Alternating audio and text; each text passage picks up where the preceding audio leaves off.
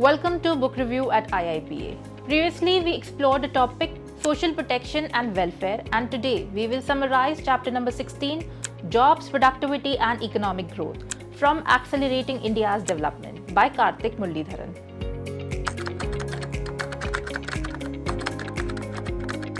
This video is based on this chapter, which focuses on enhancing jobs, productivity and economic growth at the state level in India.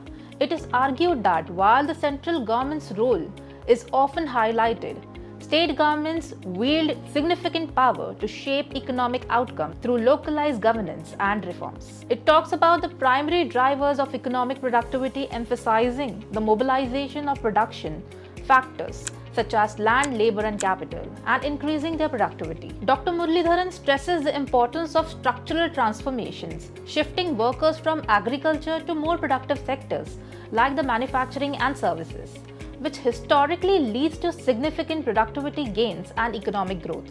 A key theme is the misallocation of resources, which is identified as a major impediment to productivity. The author criticizes policies that restrict the growth of productive firms and labor and land laws that prevent optimal resource use. He calls for reforms to improve the efficiencies of the financial, labor and land markets, suggesting that these could unlock significant economic potential. The need for states to establish a more integrated approach to economic planning and coordination is emphasized.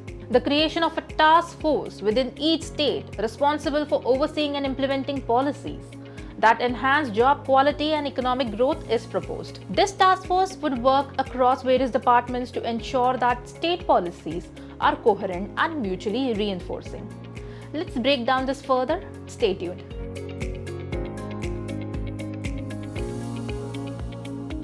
The 2022-23 Periodic Labour Force Survey reveals critical insights into India's employment scenario.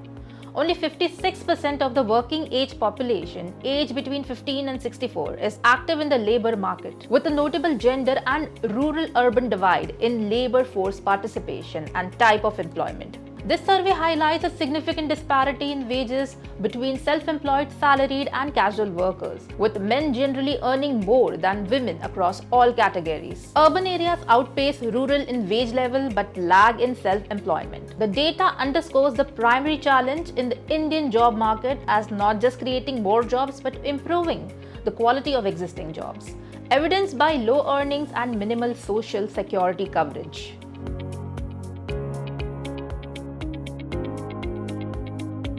Economic output hinges on the quantity of inputs like land, capital and labor, alongside their productivity. While lower income nations like India can boost growth by enhancing these inputs and their productivity, the ultimate goal is to elevate worker productivity through education, technology and improved management practices. This would lead to better job quality and higher wages. However, increasing productivity might not always result in more jobs, creating a delicate balance between enhancing productivity and job creation.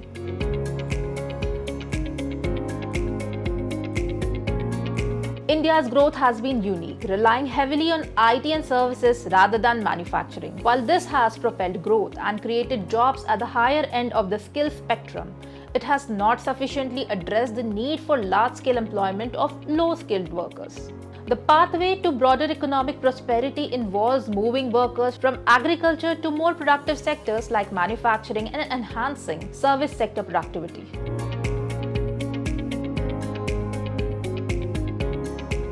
Efficient allocation of production factors, labor, credit and capital, land and other factors is crucial for productivity. India's economic landscape shows significant misallocation, particularly in labor, where large number of workers remain in low productivity agriculture. Addressing regulatory and policy barriers can help reallocate resources to more productive uses, thereby boosting overall productivity.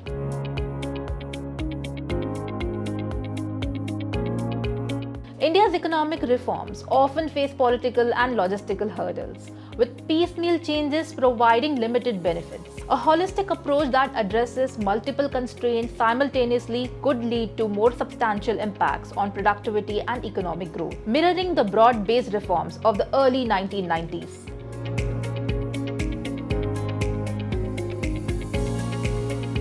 The need for state governments in India to establish a task force focused on improving job quality, productivity, and economic growth is emphasized. Unlike the central government, which has dedicated bodies for economic oversight, state entities often operate in silos, leading to limited coordination and a narrow focus on department-specific goals rather than overall economic development. The proposed Job Quality, Productivity and Economic Growth Task Force, led by a senior officer and including various department heads, aims to integrate efforts across departments to enhance overall economic activity and job quality.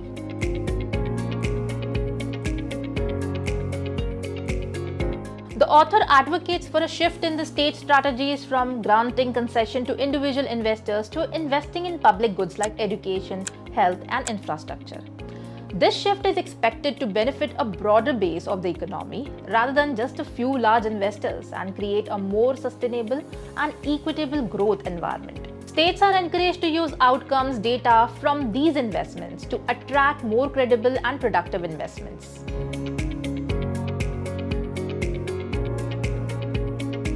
A significant structural transformation is needed, moving away from the agricultural dominance to sectors like manufacturing and services, and facilitating urban migration. The author suggests reducing subsidies that keep non-viable farms running and replacing them with direct income support to encourage more productive agricultural practices and free up resources for higher value economic activities.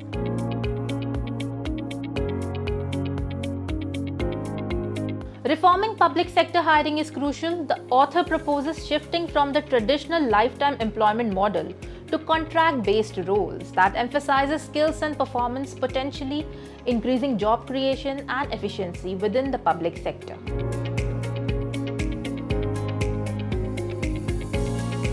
Effective monitoring of economic productivity and job quality through various metrics, including GST collection and job data, is proposed to better assess and stimulate economic progress.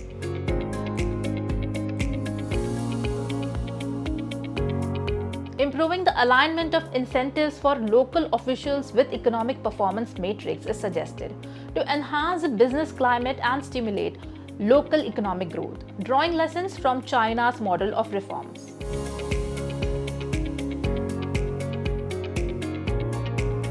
The author emphasizes protecting workers rather than jobs, advocating for systems that support workers through transition, thereby fostering a more dynamic and resilient economy.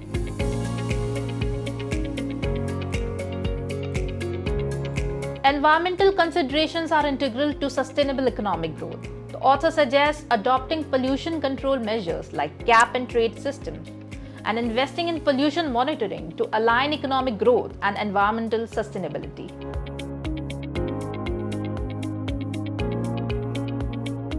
State governments play a pivotal role in creating conditions for efficient use of resources and fostering economic growth. The focus should shift from merely attracting investors to enhancing productivity, job quality, and comprehensive economic development through strategic reforms and investment in public goods. The chapter concludes with strategic recommendations for state governments. Dr. Muralidharan advocates for less reliance on incentives for individual investors and more focus on creating high-quality public goods that benefit all economic actors. He suggests using economic performance data to drive local governance reform, aligning officials' incentives with economic outcomes to improve accountability and effectiveness. Overall, the chapter provides a comprehensive framework for state governments to enhance productivity, job quality, and economic growth, underlining the necessity for systemic reforms and better governance to achieve these goals. We would wrap this here. For more inside discussion on governance and public policy, don't forget to like and subscribe.